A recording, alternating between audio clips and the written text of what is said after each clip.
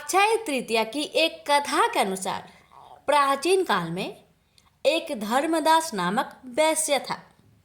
धर्मदास अपने परिवार के साथ एक छोटे से गांव में रहता था। वह बहुत ही गरीब था। वह हमेशा अपने परिवार के भरण पोषण के लिए चिंतित रहता था। उसके परिवार में कई सदस्य थे।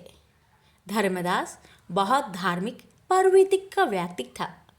उसका सदाचार तथा देव एवं ब्राह्मणों के प्रति उसकी श्रद्धा अत्यधिक प्रसिद्ध थी। अक्षय तृतीया व्रत के महात्म्य को सुनने के पश्चात उसने अक्षय तृतीया पर्व के आने पर सुबह जल्दी उठकर गंगा में स्नान करके विधि पूर्वक देवी देवताओं की पूजा की। व्रत के दिन सामर्थ्य अनुसार जल से भरे घड़े, पंखे, जौ, सत्तू, चावल, नमक, गेहूं, गुड़, घी, दही, सोना तथा वस्त्र आदि वस्तुएं भगवान के चरणों में रखकर ब्राह्मणों को अर्पित की।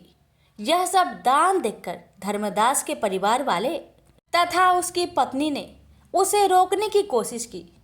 उन्होंने कहा कि अगर धर्मदास इतना सब कुछ दान में दे देगा तो उसके परिवार का पालन पोषण कैसे होगा। फिर भी धर्मदास अपने दान और पुण्य कर्म से विचलित नहीं हुआ और उसने ब्राह्मणों को कई प्रकार का दान दिया। उसके जीवन में जब भी अक्षय तृतीया का पर्व आया, प्रत्येक बार धर्मदास ने विधि से इस दिन पूजा एवं दान आदि कर्म किए। अनेक रोगों से ग्रस्त तथा वृद्ध होने के उपरांत भी उसने उपवास करके धर्म कर्म और दान पुण्य किया। यही वैश्य दूसरे अगले जन्म में कुशावती का राजा हुआ। मान्यता है कि अक्षय तृतीया के दिन किए गए दान पुण्य व पूजन के कारण वह अपने अगले जन्म में बहुत धनी एवं प्रतापी राजा बना। वह इतना धनी और प्रतापी राजा था कि त्रिदेव तक उसके दरबार में अक्षय तृतीया के दिन ब्राह्मण का वेश धारण करके उसके महायज्ञ में शामिल होते थे। अपनी श्रद्धा और भक्ति का उसे कभी घमंड नहीं हुआ। वह प्रतापी राजा महान एवं वैभवशाली होने के बावजूद भी धर्म मार्ग से कभी विचलित नहीं हुआ। माना जाता है कि यही राजा आगे के जन्मों में भारत के प्रसिद्ध सम्राट चंद्रगुप्त के रूप में पैदा हुए थे।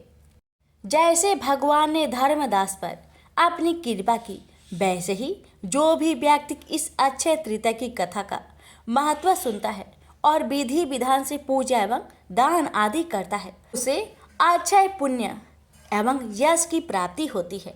प्रेम से बोलिए लक्ष्मी नारायण की जय।